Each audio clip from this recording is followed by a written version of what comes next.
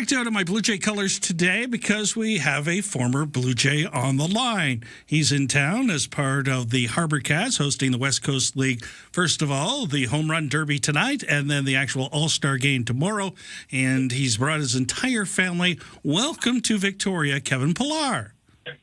Oh, thanks for having us. Well, it's great that the whole family gets to enjoy this. So tell us about your Victoria experience so far. Yeah, it's been amazing. We did a couple of days on Vancouver before we took the ferry over here, and in some way, I don't feel like we're going to have enough time here. We've got a pretty busy schedule today, this morning, and then obviously the Home Run Derby tonight, but definitely a bucket list kind of place to go, and we just enjoyed every second of being here so far. Now, you're one of the Blue Jays that got embraced by this country as our center fielder. Did you feel that? Oh, yeah. I mean, I felt it when I played, and in some ways I feel it even more now that I'm done playing. I've been able to get out and get across Canada quite a bit this year doing, a couple of different events, a couple of fundraisers, a couple of golf events, and the love for me and what I was able to do in a Blue Jay uniform is still very, very out there and alive and real, and I feel it every place I go across this great nation. One of the things I find Blue Jay fans is they embrace people who they see put out the effort. And a lot of them have been center fielders because the Blue Jays actually have a very good history when it comes to defensive center fielders, right back to Rick Bosetti, and then, of course, Lloyd Mosby, and then, of course, Devon White, and then you. That's kind of nice that we've had that kind of defensive center fielders over the years.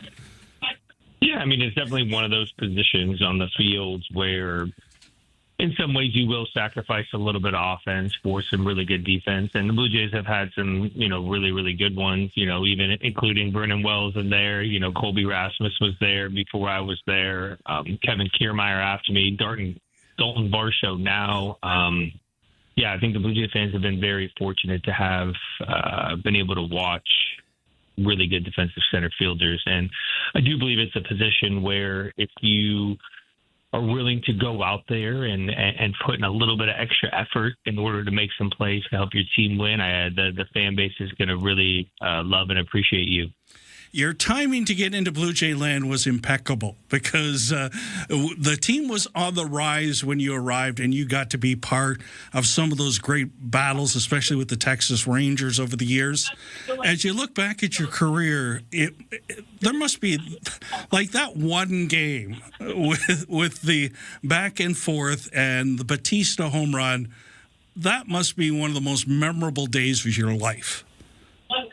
Yeah, in my baseball career, it's definitely probably, aside from maybe my major league debut and recording my first hit, it's definitely the most memorable game that I played in, most impactful game that I played in, most emotional roller coaster of a game that I've ever played in. The fact that our team was down 2-0, was able to go into Texas, win 2 games, bring it back home.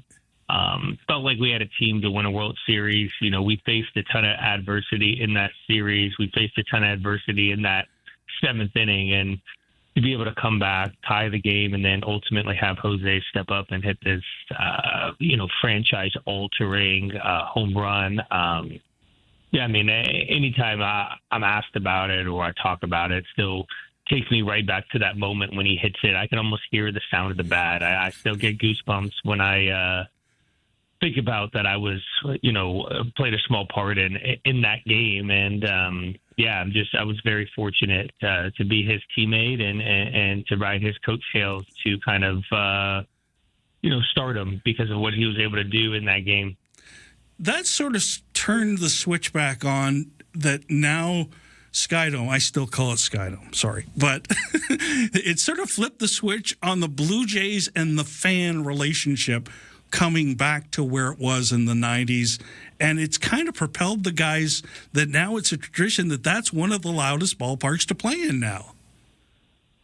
Yeah, I think that's something that we maybe in the moment didn't understand the magnitude of what we were doing. I think shortly after the 15th season, going into the 16th season, we understood that we were able to go from not having a lot of fans in that stadium to kind of selling out every single night, kind of through this magical playoff run. And then you show up, next year back at the Rogers Center in 2016, and it just kind of became the norm that people were going to come out to games, that it was going to be loud, people were going to sell out the seats. And then when you're able to get removed from the situation, when you retire or you move on to other places, you do realize the impact that that team had on Toronto baseball and baseball in Canada, across Canada. Baseball was a little bit of a secondary or third sport, not only for fans, but I think for youth involvement across the country. And I think what that 2015 team,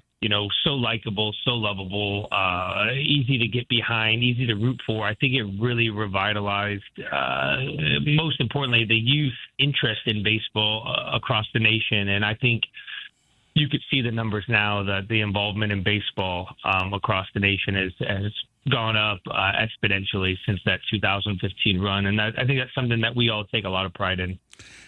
Okay, so let's talk a little bit about what's happening tonight. How did Jim Swanson rope you into this?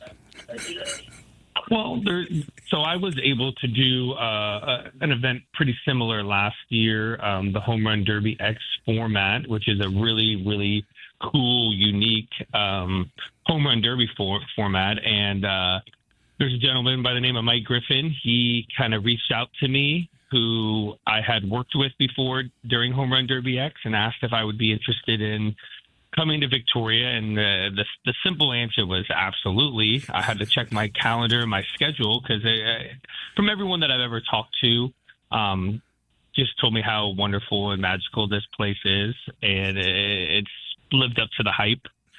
But it's crazy because I had been in Vancouver the previous 2 days. I got asked to throw out the first pitch for the Vancouver Canadians game, their minor league affiliate in Vancouver, and it just so happened to line up that it's the same week.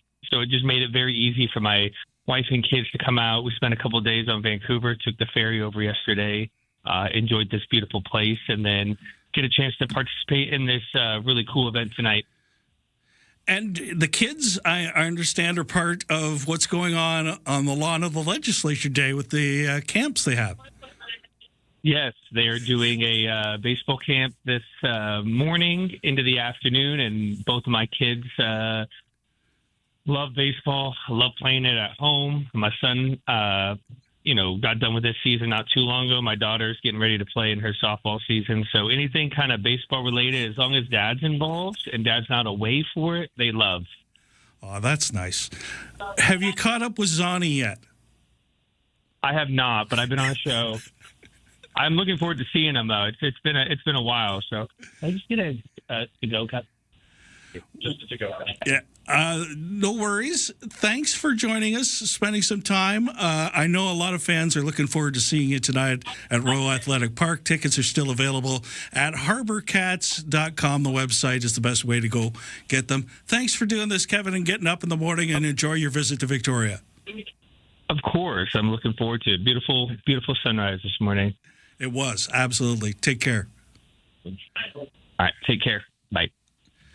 Kevin Pillar, former Blue Jay.